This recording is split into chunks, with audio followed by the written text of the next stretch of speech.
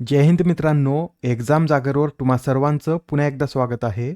मित्रांनो, आजच्या चालू घडामोडीच्या सत्रात आपण नुकत्याच घडलेल्या घटनांवर आधारित MCQची प्रॅक्टिस करणार आहोत. यातील एक एक प्रश्न अत्यंत महत्त्वाचा आहे, त्यासाठी व्हिडिओ शेवटपर्यंत पहा व आपल्या मित्रांसोबत सुद्धा शेअर करा, जेणेकरून येणाऱ्या एक्झाममध्ये त्यांना सुद्धा याचा फायदा होईल. चला तर आजच्या सत्राला सुरुवात करूया. पहिला प्रश्न पहा. अलीकडेच रामसर यादीत स्थान मिळवणारे छारीधांड हे कोणत्या राज्यातील पाणथळ स्थळ आहे? या प्रश्नाचं उत्तर आहे पर्याय क्रमांक 3 म्हणजे छारीधांड हे गुजरात या राज्यात स्थित आहे. गुजरातमधील कच्छ येथे बन्नी गवताळ प्रदेशात हे स्थळ स्थित असून हे एक हंगामी खारट पाणथळ स्थळ आहे. आणि मित्रांनो, हे भारतातील कितव्या क्रमांकाचं रामसर स्थळ ठरलं? तर हे आता भारतातील 97व्या क्रमांकाचं रामसर स्थळ ठरलं आहे. छारीधांडबरोबरच पटना पक्षी अभयारण्याला सुद्धा रामसर स्थळाच्या यादीत स्थान मिळालं असून हे भारतातील 98व्या क्रमांकाचं रामसर स्थळ ठरलं आहे. आणि पटना पक्षी अभयारण्य कोणत्या राज्यात स्थित आहे? तर उत्तर प्रदेश या राज्यात स्थित आहे व हे उत्तर प्रदेशातील सर्वात लहान वन्यजीव अभयारण्यापैकी एक अभयारण्य आहे. बरं, तुम्हाला लक्षात आहे का? यादी आपण पाहिलं होतं. भारतातील 96वे रामसर स्थळ हे राजस्थान राज्यातील सिलीसर झील आहे, तर 95वे रामसर स्थळ हे कोपरा जलाशय असून हे छत्तीसगडमध्ये स्थित आहे व कोपरा जलाशय हे छत्तीसगड राज्यातील पहिलंच रामसर स्थळ आहे. आता इथे रामसर कराराविषयी थोडक्यात आपण माहिती पाहून घेऊया. हा करार 2 फेब्रुवारी 1971 रोजी इराणमधील रामसर येथे करण्यात आला होता. त्यासाठी या कराराला रामसर करार नावाने ओळखलं जातं. हा करार 21 डिसेंबर 1975 पासून लागू झाला व भारताने या करारावर 1 फेब्रुवारी 1982 रोजी स्वाक्षरी केली. भारतात सध्या आता 98 रामसर स्थळे आहेत व भारतात सर्वाधिक रामसर स्थळ हे तामिळनाडू या राज्यात आहेत. तामिळनाडूमध्ये एकूण 20 रामसर स्थळे आहेत. मित्रांनो, भारतातील सर्वात मोठं रामसर स्थळ हे सुंदरबन, तर आकाराने सर्वात लहान रामसर स्थळ हे रेणुका वेटलँड आहे. Next question. भारतीय गिर्यारोहक काबा ग्यानो यांनी माउंट अकोनकागुआ सर केले, तर हे जे अकोनकागुआ पर्वत आहे हे कोणत्या देशातील पर्वत आहे हेच आपल्याला सांगायचं आहे.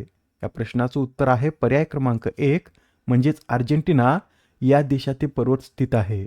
मित्रांनो, अकोनकागुआ हे दक्षिण अमेरिका खंडातील सर्वात उंच शिखर असून याची समुद्र सपाटीपासून उंची ही 22,831 फूट इतकी आहे.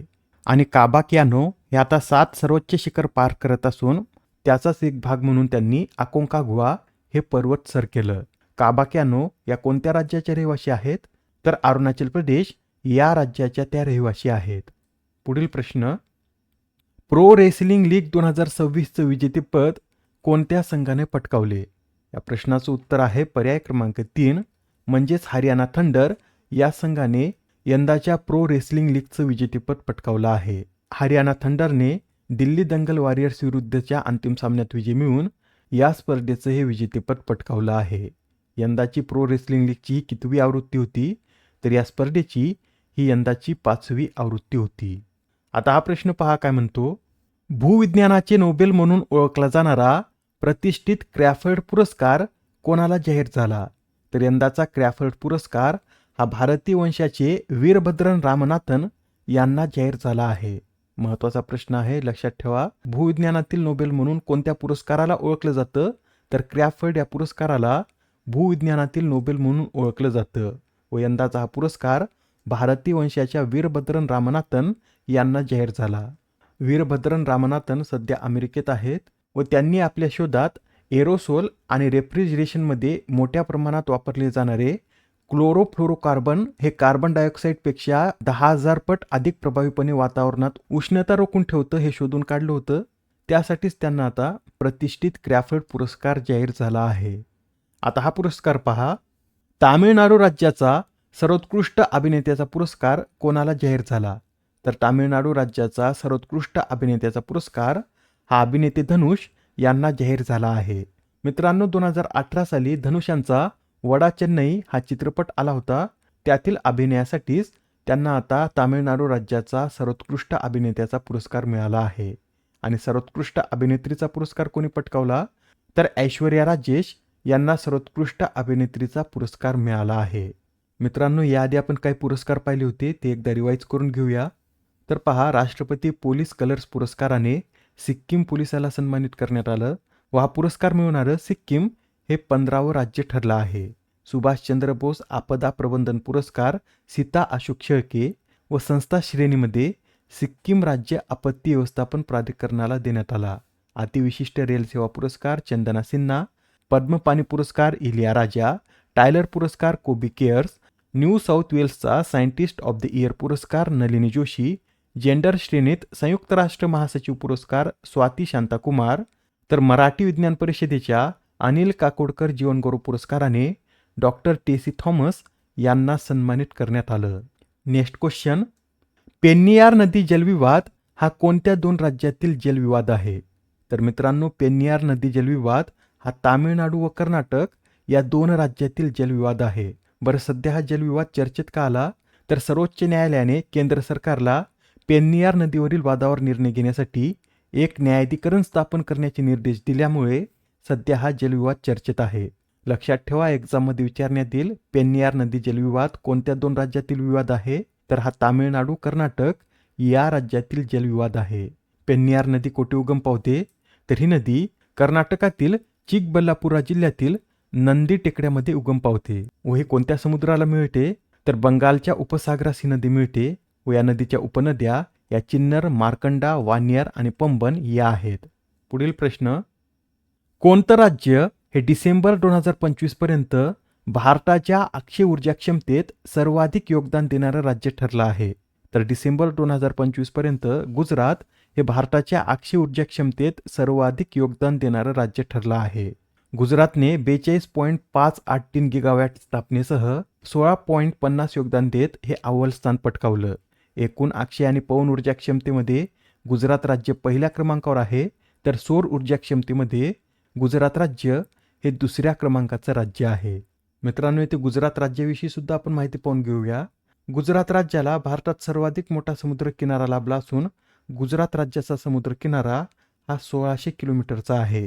गुजरातची राजधानी गांधीनगर, तर आचार्य देवव्रत हे या राज्याचे राज्यपाल आहेत. सध्या मुख्यमंत्री कोण? तर भूपेंद्र पटेल सध्या मुख्यमंत्री म्हणून कार्यरत आहेत. या राज्यामध्ये Gir national park, blackbuck national park, Vansda national park व मरीन नॅशनल पार्क हे 4 नॅशनल पार्क स्थित आहेत. आता हा प्रश्न पहा, 2026-27च्या केंद्रीय अर्थसंकल्पात दिव्यांगजनांच्या सक्षमीकरणासाठी कोणती योजना सुरू करण्याची घोषणा करण्यात आली? तर आता या अर्थसंकल्पात दिव्यांगजनांसाठी दिव्यांगजन कौशल्य योजना व दिव्यांग सहारा योजना या 2 योजना सुरू करण्याची घोषणा करण्यात आली आहे. म्हणजे या प्रश्नाचं उत्तर काय असेल? तर पर्याय क्रमांक 4 हे या प्रश्नाचं उत्तर आहे. मित्रांनो, यातील दिव्यांगजन कौशल्य योजनेअंतर्गत दिव्यांगजनांना IT, ॲनिमेशन, गेमिंग व अन्न आणि पेय सेवा यासारख्या क्षेत्रात उद्योग संबंधित सानुकूलित प्रशिक्षण प्रदान करण्याचं कार्य केलं जाणार आहे. तर दिव्यांग सहारा योजनेअंतर्गत दिव्यांगजन आणि ज्येष्ठ नागरिकांसाठी उच्च गुणवत्तेच्या सहाय्यक उपकरणांची उपलब्धता सुधारण्यावर लक्ष केंद्रित केलं जाणार आहे. नेक्स्ट क्वेश्चन, 6व्या बॅडमिंटन आशियाई अजिंक्यपद स्पर्धेचं आयोजन कोणत्या देशात करण्यात येत आहे? तर या 6व्या बॅडमिंटन आशियाई अजिंक्यपद स्पर्धेचं आयोजन चीन या देशात करण्यात आलं आहे. चीनमध्ये कोठे? तर चीनमधील किंगदाओ येथे या स्पर्धा पार पडतील.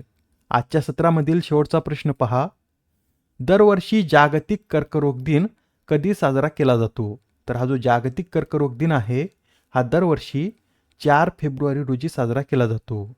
मित्रांनो, यंदाची या दिनाची थीम काय आहे?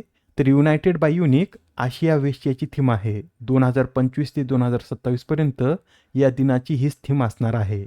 या आधीच्या सत्रात तुमच्यासाठीचा प्रश्न होता, पहिला रामतीर्थ गोदा प्राच्य विद्याप्रकाश राष्ट्रीय पुरस्कार कोणाला जाहीर झाला? या प्रश्नाचं उत्तर आहे पर्याय क्रमांक 3 म्हणजेच राजेश्वर शास्त्री जोशी यांना हा पुरस्कार जाहीर झाला आहे. आजच्या सत्रामधील तुमच्यासाठीचा प्रश्न पहा, ऑस्ट्रेलियन ओपन पुरुष एकेरीचं विजेतेपद कोणी पटकावले? आता या प्रश्नाचं उत्तर कमेंटमध्ये देण्याचा प्रयत्न करा. उत्तर चुकलं तरी काही हरकत नाही, कारण ज्यावेळेस तुम्हाला या प्रश्नाचं योग्य उत्तर माहीत होतं त्यावेळेस हा प्रश्न तुमच्या दीर्घकाळापर्यंत लक्षात राहतो. तर आता पुढच्या सत्रात पुन्हा भेटूया. धन्यवाद.